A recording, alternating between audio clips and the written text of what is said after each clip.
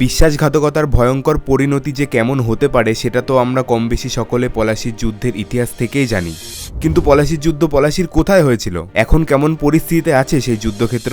আমি এখানে যাওয়ার জন্য সকাল সকাল বাড়ি থেকে রেডি সেডি হয়ে বেরিয়ে পড়ি। তারপর স্টেশনে এসে টিকিট কেটে ট্রেনে উঠে পড়ি। তারপর ট্রেনে করে চলে আসি পলাশিতে। তো এটা হলো পলাশি স্টেশন। 1757 সালে পলাশির যুদ্ধ হয়েছিল, আর এখন 2024 সাল, মানে প্রায় 266 বছরেরও বেশি সময় পেরিয়ে গেছে। জাস্ট ইমাজিন তখন এই জায়গাগুলো কেমন ছিল। পলাশির যুদ্ধক্ষেত্র পলাশি স্টেশন থেকে প্রায় 5 কিমি দূরত্বে। স্টেশনে নেমে রেল লাইন পার করে এসে একটা টোটোতে উঠে পড়ি। তারপর টোটো করে যেতেই দেখতে পাই পলাশি ওয়ার মেমোরিয়ালের একটা গেট। তারপর গেটের নিচ দিয়ে এসে আশেপাশের চাষের জমি দেখতে দেখতে চলে আসি পলাশির মনুমেন্টের সামনে। তো এই হলো পলাশির যুদ্ধের স্মৃতির উদ্দেশ্যে তৈরি করা একটা মনুমেন্ট।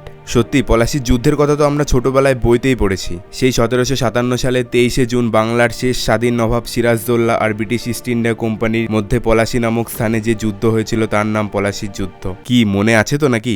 তবে পলাশির যুদ্ধকে আবার বিশ্বাসঘাতকতার যুদ্ধ বলা হয়। পলাশির যুদ্ধের জন্য নেতৃত্ব দেওয়া সিরাজদৌল্লার প্রধান সেনাপতি মীর জাফরকে ব্রিটিশ ইস্ট ইন্ডিয়া কোম্পানির সেনাপতি রবার্ট ক্লাইভ প্রতিশ্রুতি দেন যে এই যুদ্ধে জিতলে মীর জাফরকে বাংলার নবাব বানাবেন। 1757 সালে 23শে জুন সকাল 8টার সময় নবাবের অন্য সেনাপতি মীর মদন ও মোহনলাল ইংরেজদের সাথে যুদ্ধ শুরু করে এবং একে একে ইংরেজদের সৈন্যদেরকে পরাস্ত করতে থাকে। কিন্তু বিশ্বাসঘাতক মীর জাফর যুদ্ধে অংশগ্রহণ না করে এক জায়গায় সৈন্য নিয়েই দাঁড়িয়ে থাকলেন। যুদ্ধ চলাকালীন গোলার আঘাতে মীর মদন মারাত্মকভাবে আহত হন এবং তিনি মারা যান, এবং নবাবের অন্যান্য সেনাপতিরাও যারা যুদ্ধে অংশগ্রহণ করেছিলেন তাদেরও মৃত্যু হয়। এভাবে সিরাজদৌল্লা ইংরেজদের কাছে পরাজিত হন। শোনা যায় ইংরেজদের কাছে মাত্র 1000 জন ইউরোপীয় সেনা ও 2000 জনের মতো ভারতীয় সেনা এবং 9টি কামান এই যুদ্ধে ব্যবহার করা হয়েছিল। আর অন্যদিকে নবাবের কাছে 50,000 সেনা, 53টি কামানের মধ্যে মাত্র 5000 জন সৈন্য এই যুদ্ধে অংশ নেয়। যুদ্ধ চলাকালীন হঠাৎ বৃষ্টি নামলে নবাবের গোলা বারুদ ভিজে যায়। মীর মদন আর মোহনলাল যেভাবে যুদ্ধ চালিয়ে যাচ্ছিল তাদেরকে সঙ্গ দিতে যদি সেই যুদ্ধে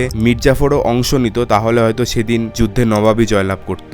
কিন্তু বিশ্বাসঘাতক মীর জাফর ঘুষ খেয়ে যুদ্ধে অংশগ্রহণ না করে দাঁড়িয়েছিল। সেই যুদ্ধেরই স্মৃতি হিসাবে এখানে একটা মনুমেন্ট আর সিরাজদৌল্লার অর্ধেক মূর্তি করা আছে।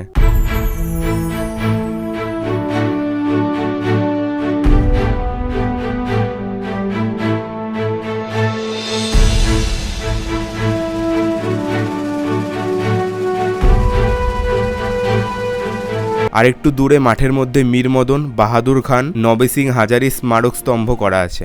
এখানে দেখার মতো শুধু এই মনুমেন্টটাই আছে। ঐতিহাসিক জায়গা যদি তোমার ভালো লেগে থাকে তাহলে তুমি এখানে আসতেই পারো। শিয়ালদা থেকে শিয়ালদা লালগোলা প্যাসেঞ্জার ট্রেন ধরে চলে আসো পলাশি স্টেশনে। তারপর স্টেশনে বাইরে এসে যে কোনো একটা টোটো ধরে 15 টাকা ভাড়া দিয়ে চলে আসো পলাশি মনুমেন্টে। আমার তো হিস্টোরিক্যাল প্লেসগুলো ঘুরে ঘুরে দেখতে বেশ ভালো লাগে। তোমাদের কেমন লাগে সেটা কিন্তু একটা কমেন্ট করে জানিও। আর হ্যাঁ, এরকম ভ্লগের জন্য এখনই করো সাবস্ক্রাইব।